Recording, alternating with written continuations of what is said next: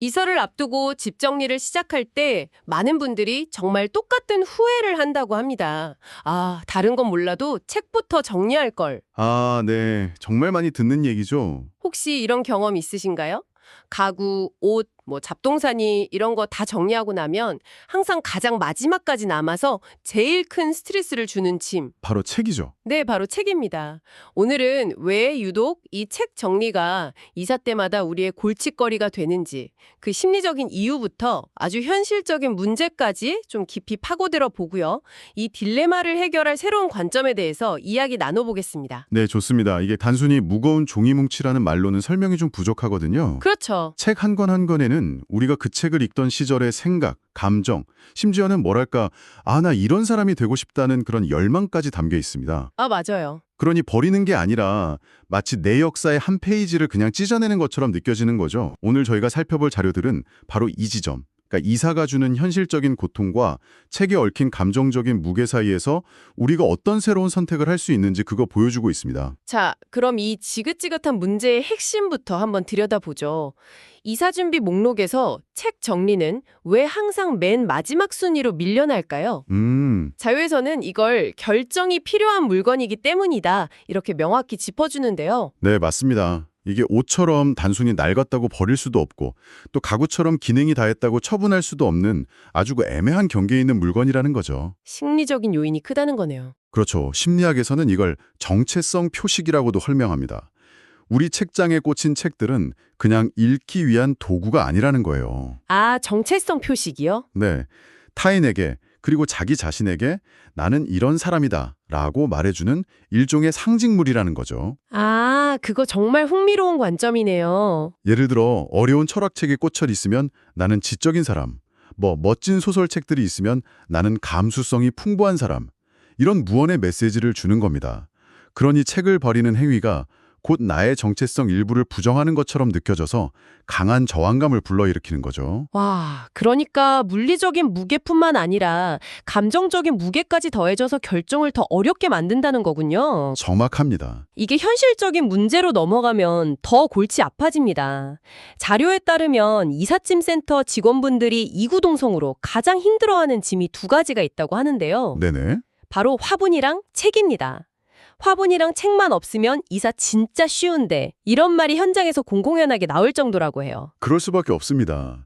화분은 깨지기 쉽고 흙이 쏟아질 위험 때문에 조심스러워서 그렇다 쳐도 책은 그 밀도가 문제입니다. 밀도요? 네, 흔히 쓰는 그 노란색 5호 박스 기준으로 책을 가득 채우면 무게가 20kg을 그냥 훌쩍 넘어가거든요.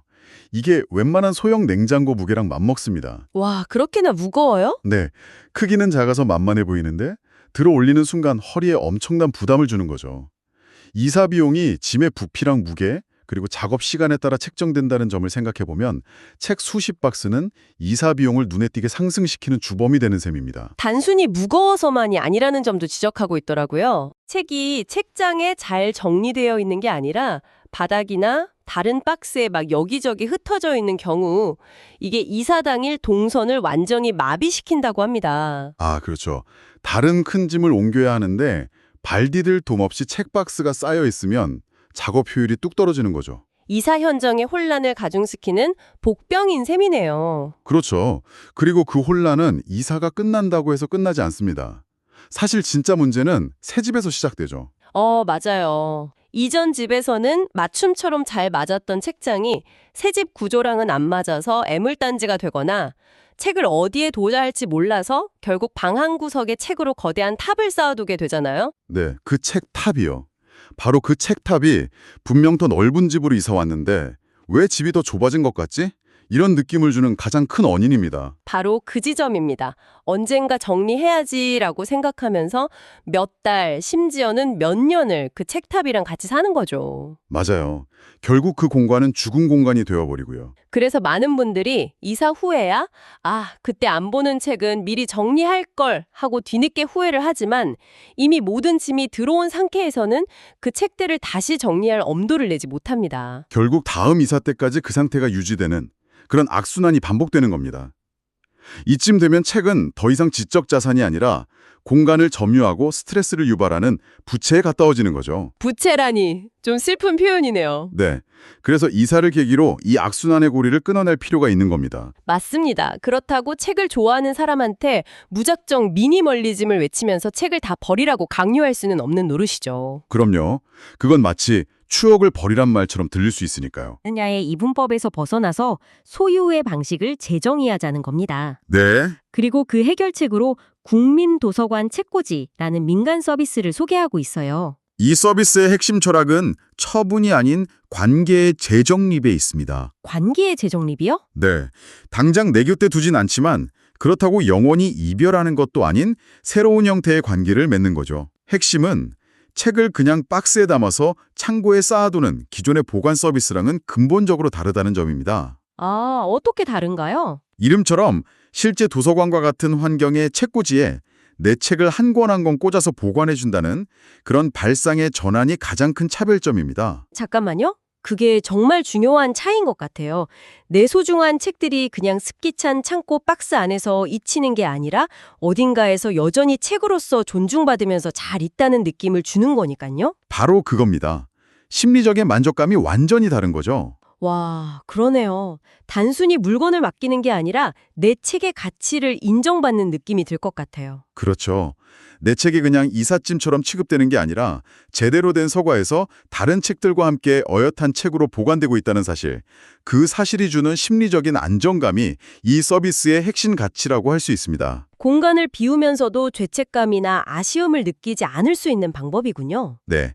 이사라는 당면 과제를 해결하는 아주 실용적인 목적에서 시작했지만 결과적으로는 책을 소유하고 활용하는 방식 자체에 대한 근본적인 패러다임의 전환을 이끌어내는 셈입니다. 그러니까 이사 전에 지금 당장 읽지는 않지만 버리고 싶지는 않은 책들을 선별해서 보내기만 하면 되는 거군요. 맞습니다. 그러면 무거운 이삿짐이 줄어서 이사 비용과 수고는 덜고 새 집은 훨씬 넓게 쓸 수 있고요. 내 책은 또 안전한 곳에서 가치를 보존할 수 있게 되는 겁니다. 자, 그럼 이걸 한번 총정리를 해볼까요?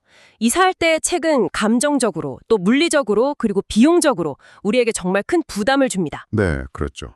하지만 그 해결책이 반드시 버리기와 미니멀리즘일 필요는 없다는 것으로는 확인했습니다. 소유하되 내 공간에 두지 않는 새로운 선택지가 생긴 셈이네요. 그렇죠. 이사 전 책 정리는 단순히 짐을 줄이는 행위를 넘어섭니다.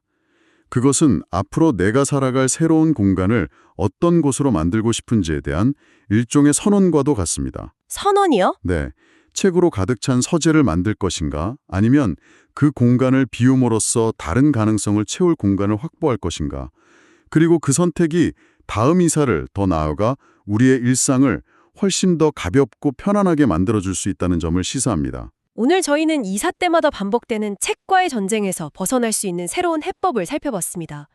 책을 버리는 아픔 없이도 공간의 자유를 얻는 방식이었죠. 네, 아주 현명한 방법이라고 생각합니다. 마지막으로 이 논의를 마무리하며 생각해 볼 만한 질문을 하나 던져드리고 싶습니다.